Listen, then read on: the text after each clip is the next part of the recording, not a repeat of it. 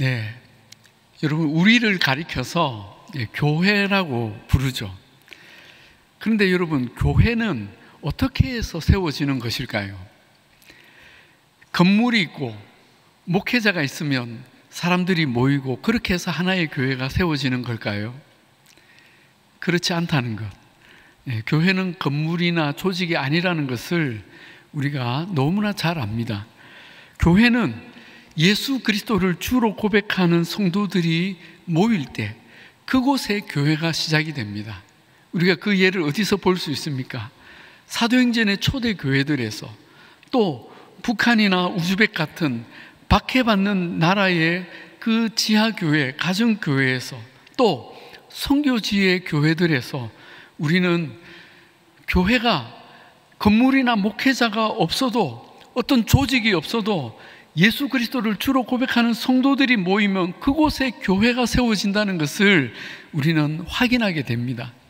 그리고 지구상의 모든 교회는 그 모양이나 크기, 역사나 영향력, 세련됨이 어떠하든지 하나님으로부터 온 동일한 영광과 권세를 가집니다. 오늘 이 예배를 드리고 있는 우리 교회나, 이제 개척을 해서 상가에서 적은 수로 예배드리는 교회나, 박해받는 나라에서 지금도 숨죽여 예배드리는 교회나, 모든 교회는 그 영광과 권세가 동일합니다. 아멘. 왜냐하면 모든 교회의 머리가 예수 그리스도이시고 예수님께서 교회를 교회되게 하는 진짜 생명이기 때문입니다. 그러므로 저와 여러분을 비롯한 모든 성도는 예수 그리스도를 머리로 한 교회의 지체로서 그 영광과 권세가 동일하게 있음을 믿으시기 바랍니다. 그렇습니다. 우리에게도 이 교회의 영광과 권세가 있습니다. 그런데 우리가 이 믿음의 고백을 늘 확신 있게 하기는 쉽지 않습니다.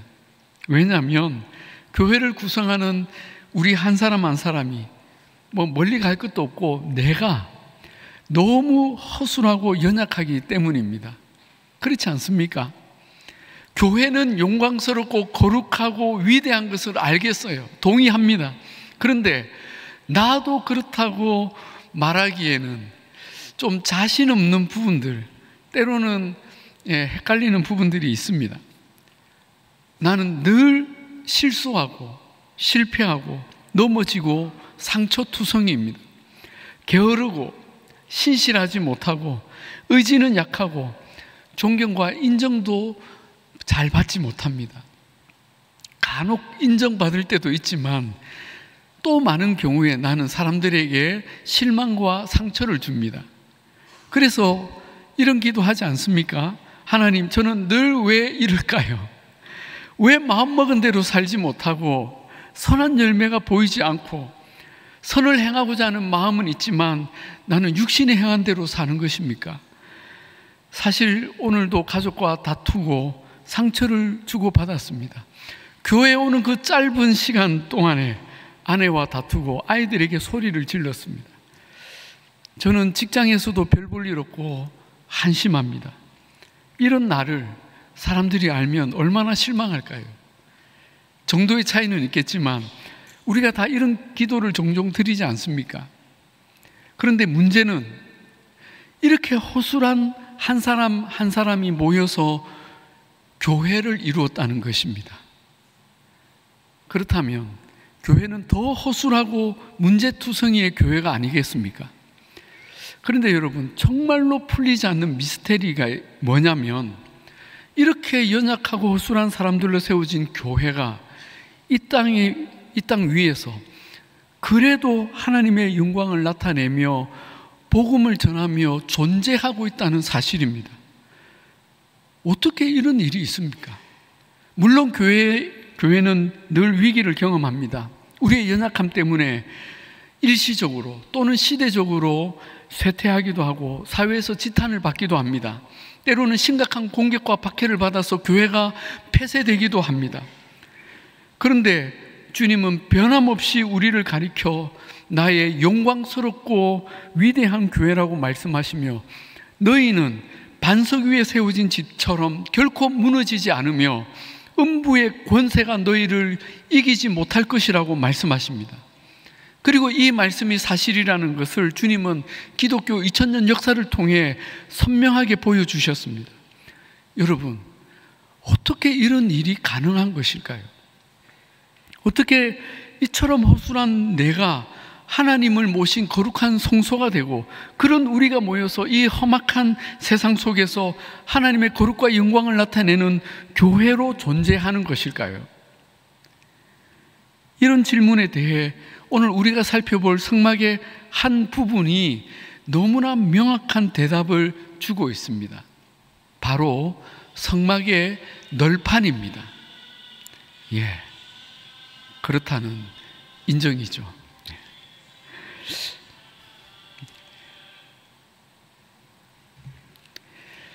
예, 본인도 얼마나 놀라시겠습니까? 여러분, 눈총을 주지 않으시길 바랍니다. 예.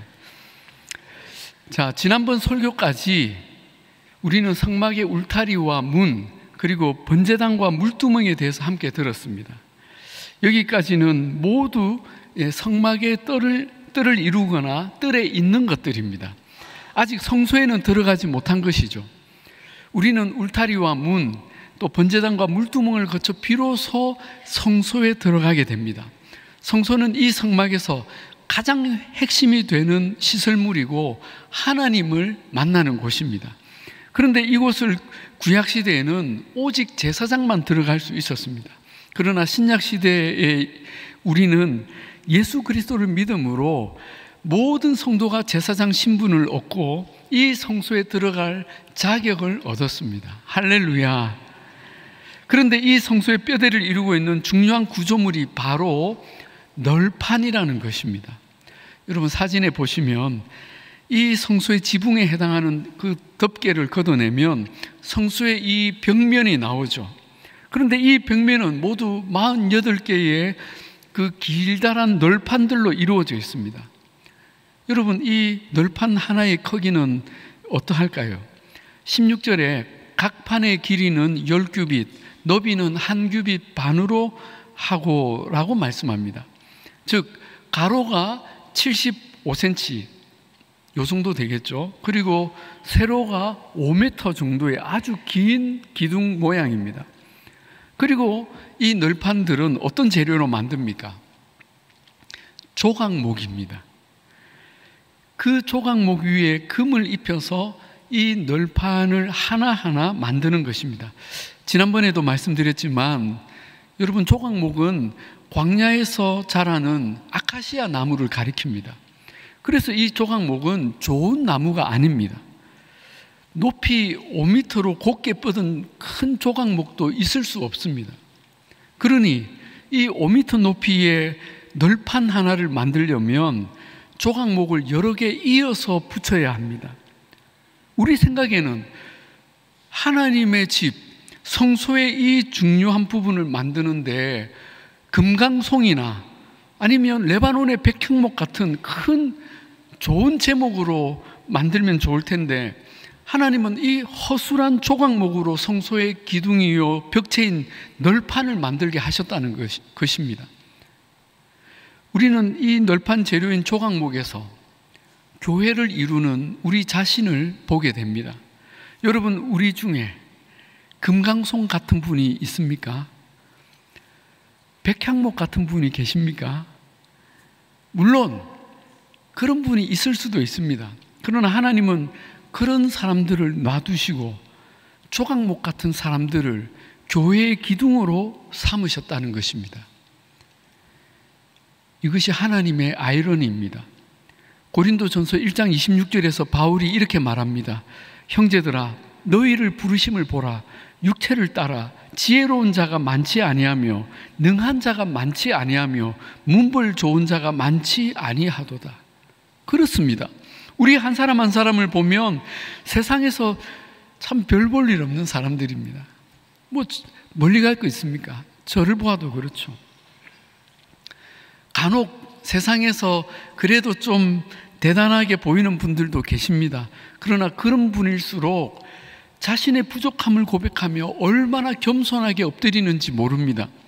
그저 입에 발린 겸손이 아니라 자신이 정말 작고 한심하고 아무것도 아니라는 것을 경험적으로 깨닫고 고백하는 진실입니다.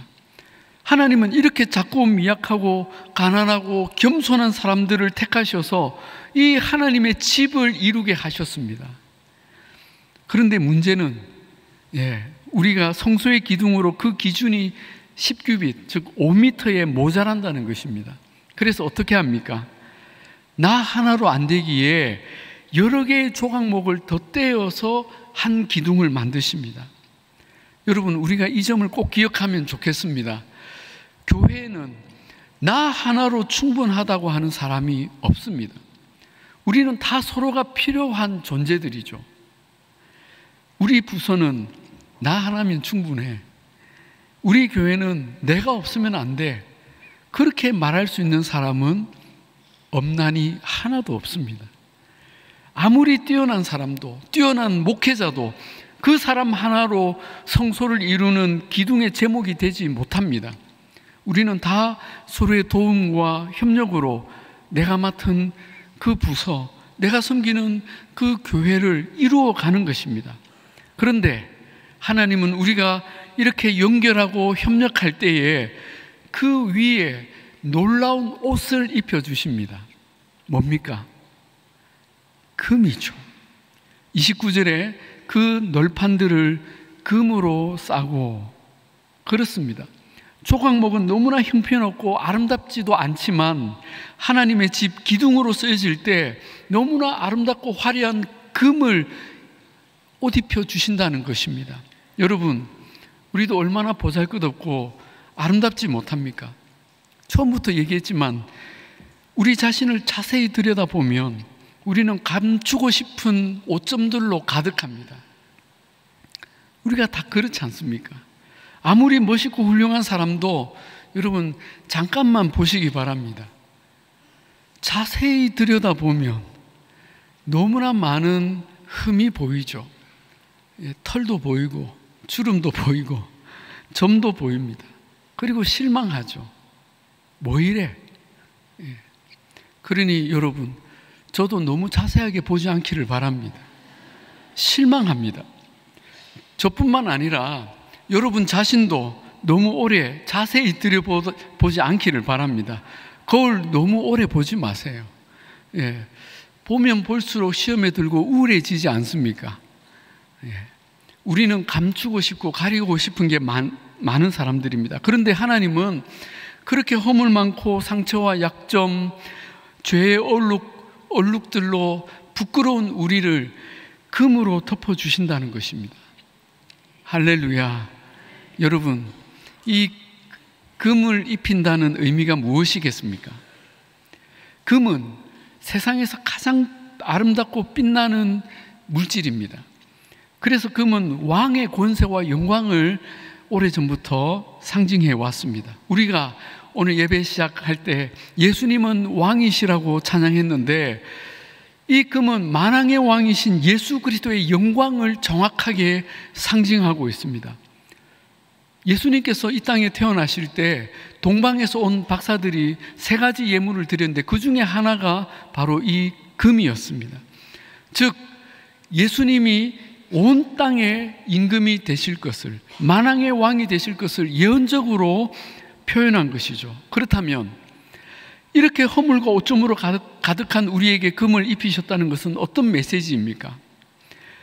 이 금은 우리의 모든 허물과 죄를 덮으시고 우리를 왕의 자녀로 삼으시는 예수 그리스도의 보혈을 의미하는 것입니다. 하나님은 가장 비천하고 추악한 우리를 세상에서 가장 아름답고 보배롭게 보이도록 의의 옷을 입혀주셨는데 그 재료가 바로 예수님의 보혈이었습니다.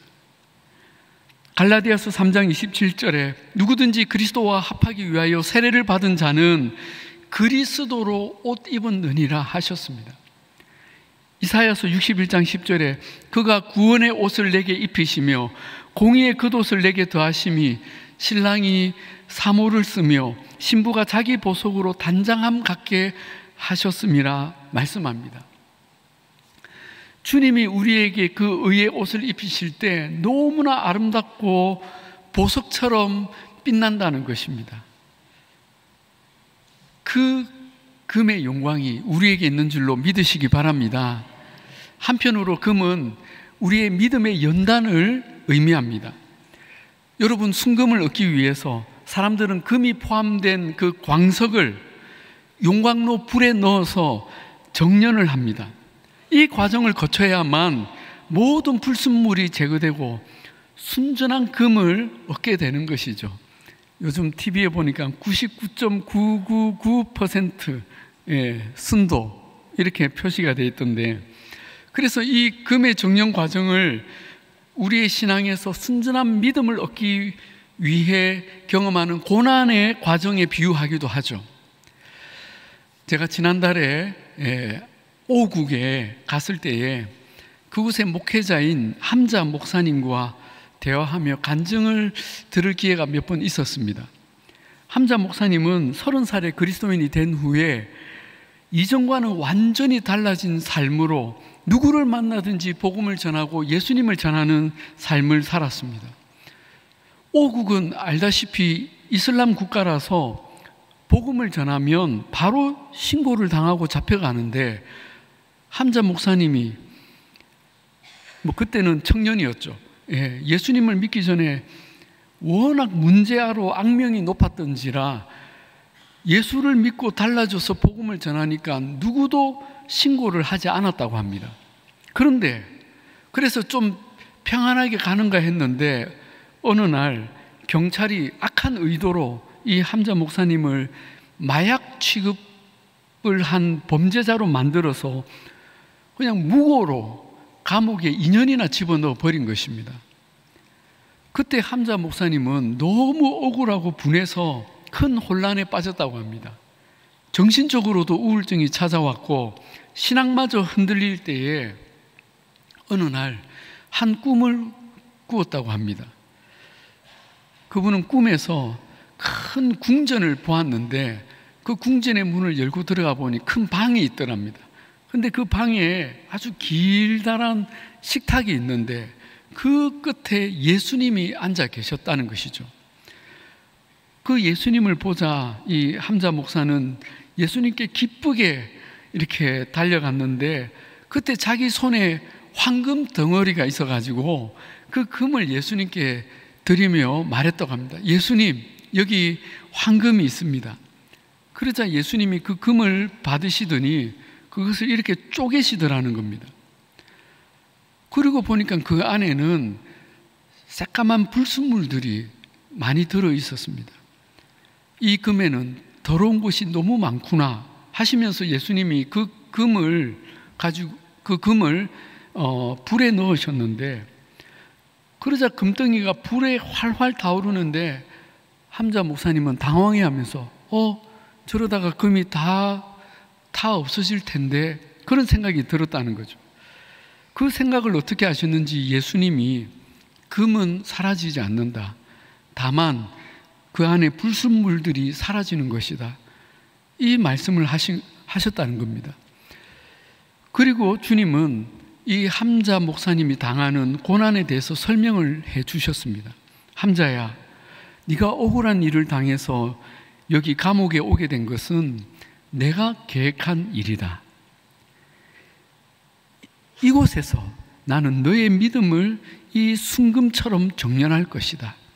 그래야 너는 나의 일에 온전히 쓰임받는 종이 될 수 있다. 네가 여기 들어오기 전에는 나의 일을 위해 준비가 되지 않았다. 그리고 꿈이 깬 거죠. 함자 목사님은 그제야 왜 자신이 이 고난을 당하게 되었는지 깨닫게 되었습니다. 그 후로 이분은 2년 동안 감옥 생활을 하며 너무나 어렵고 힘든 시간을 보냈지만 마음을 지키며 그 신앙의 연단을 받았고, 그곳에서 전도한 한 사람이 있었는데 그분이 지금 함자 목사님을 도와 우즈벡에 굉장히 이렇게 크게 쓰임받는 목회자가 되었다고 합니다. 그리고 이 함자 목사님도 감옥을 나온 이후에 이제 진짜 목사가 된 거죠. 그리고 이 박해 가운데 있는 이 오국에 그 오국 전체의 가정교회를 세우는 가장 영향력 있는 목사가 된 것입니다.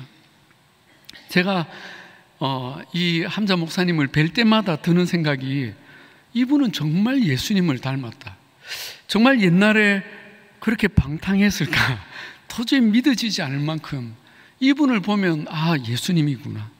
다음에 우리 함자 목사님이 우리 교회 한번 오시면 좋겠습니다. 욥기 23장 10절에 내가 가는 길을 그가 아시나니 그가 나를 단련하신 후에는 내가 숨금같이 되어 나오리라. 아멘.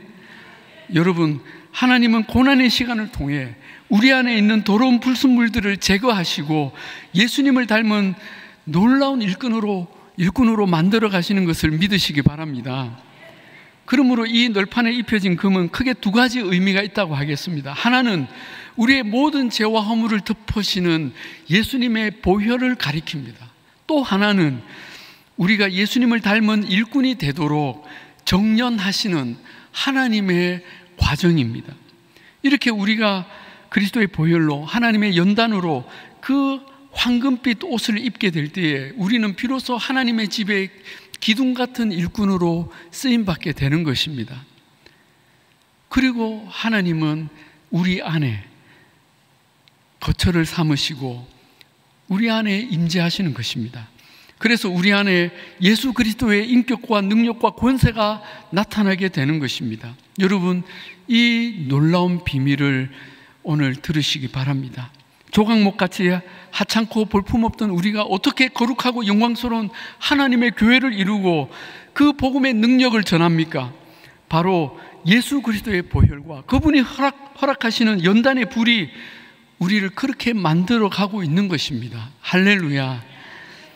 그리고 이 널판들에는 또 하나의 놀라운 비밀이 숨어 있습니다. 그것은 이 널판들이 서로 강하게 결합되어서 그 커다란 직사각형 구조물을 이루고 있다는 것이죠.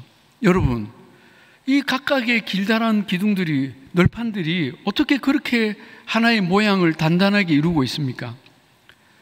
그것은 그 모든 널판이 5개의 띠로 연결되어 있기 때문입니다. 26절에 너는 조각목으로 띠를 만들지니 성막 이쪽 널판을 위하여 5개요 성막 저쪽 널판을 위하여 5개요 성막띠 곧 서쪽 널판을 위하여 5개이며 그 띠를 금으로 싸라.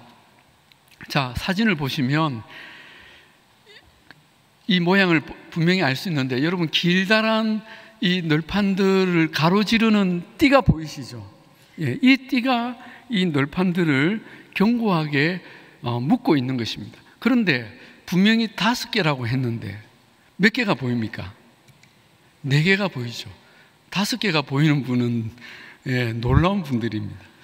그러면 여러분, 1개는 어디로 간 걸까요?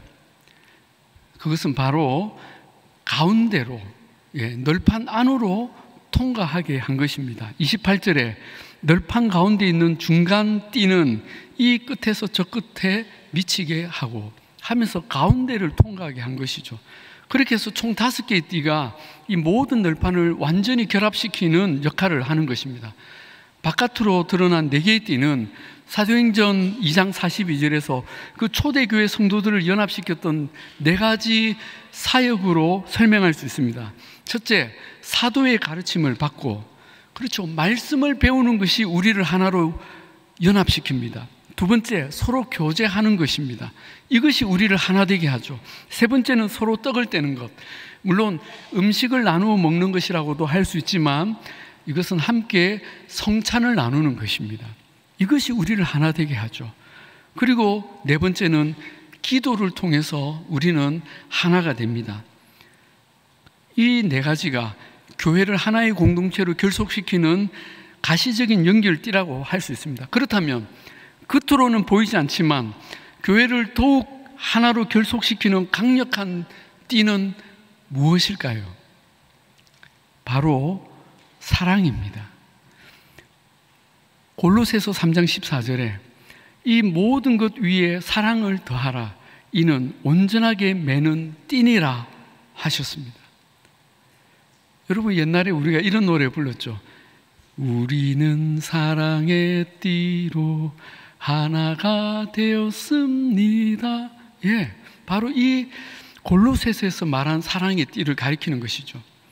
여러분, 우리 부산중앙교회가 그 가시적인 네 개의 띠와 보이지 않는 이 강력한 사랑의 띠로 하나의 공동체를 온전히 이루기를 주님의 이름으로 축복합니다. 그래서 우리가 세상의 어떤 풍파에도 공격에도 흔들리지 않고 넘어지거나 무너지지 않고 하나님의 임재를 나타내며 하나님의 능력과 영광과 권세를 이 세상 가운데 드러내는 복되고 아름다운 공동체로 주님 오시는 날까지 존재하기를 우리 주님의 이름으로 축복합니다. 기도하겠습니다. 하나님 아버지, 감사합니다. 오늘 우리가 교회를 이루는 가장 중요한 요소에 대해 함께 말씀을 들었습니다. 우리는 한 사람 한 사람 다 연약하고 허술하고 어리석지만 주님이 우리를 보혈로 덮으시고 연단하시고 서로 협력하고 연합하게 하셔서 아름답고 견고한 주님의 교회를 이루게 하시니 감사합니다. 주님, 이 진리를 확실히 깨닫고 우리가 온전하고 또 헌신된 그 마음으로 겸손으로 주님의 몸을 이루게 하시고 하나님의 영광과 능력을 이 세상 가운데 힘있게 드러내는 교회로 살아가게 하옵소서. 감사드리며 우리 주 예수님의 이름으로 기도하옵나이다. 아멘. 이 시간에 우리 함께 같이 오늘 들었던 말씀 은혜 생각하며 우리 함께 찬양할 텐데, 그 자리에서 다 같이 일어나셔서 우리 기대라는 찬양 함께 같이 부르시겠습니다.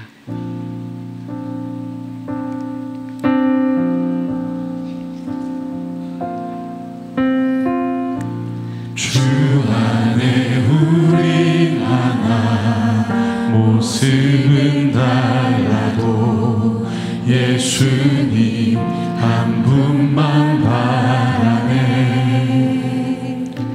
사랑과 선행으로 서로를